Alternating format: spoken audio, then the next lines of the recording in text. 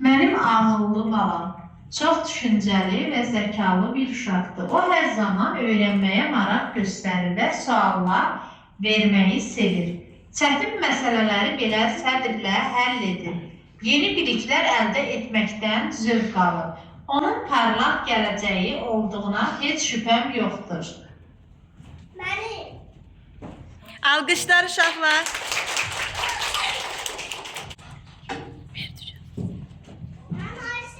Oğlum, mamanın ağıllı balası. Dərslərində diqqətli ol, müəllimənin sözünə qulaq as.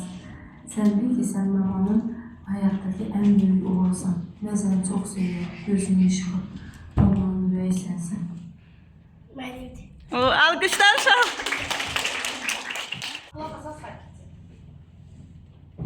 Əziz balam, sən mənim ağıllı oğlumsan və ailən üçün çox dəyərlisən. Biz hamımız səni çox sevirik. Yaxşı ki, həyatımızda varsan. Kimin anasıdır? Alqışlar.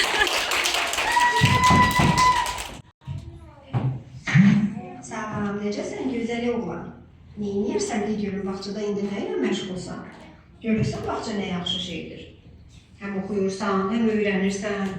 Artıq böyümüsən, bugün sabah bağçanı qutaracaqsan. Məktəbə gedəcəksən.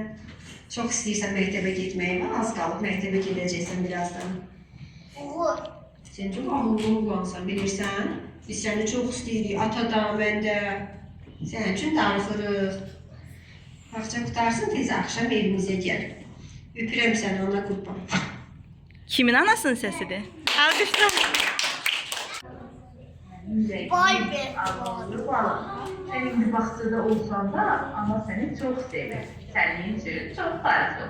Orada müəllimələrini incitmə, onların sözünə bax. Dərslərini mükəmməl oxu. Axı sən böyüksən. Biz də müəllimələrin də səni çox sevir. Mənim anam. Alqışlar.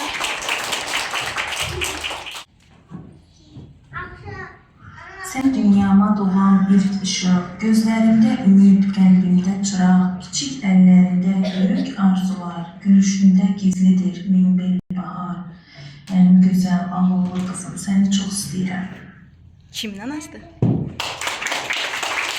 Mənim ağıllı balam, yaraşıqlı balam, cənnət qoxulu.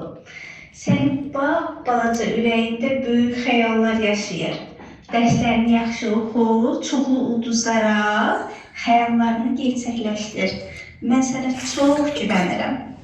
Ulduzların təkcə dəftərini yox, bütün həyatını işıqlandırsın. Mən onunla tək başıma dayanmam. Alqışlar. Aman dovşanım, mənim məstanım. Sən mənim ağıllı qızımsan. Gözəl balamsan. Mamanın prinsessasısan. Matam tutan, tutulum otam. Nə yaxşı ki, sən bizim həyatımızda varsan. Nazlı qızım, duzlu qızım. Gözəl qızım, Karaleva mənim. Mənim. Mənim oğlum çox ağıllıdır. O həmişə anasına kömək edir. Hər gün paltarlarını qatdalayıb yerinə qoyur. Oyuncaqlarını dağıdandan sonra onları bir-bir yığışdırıb yerinə qoyur.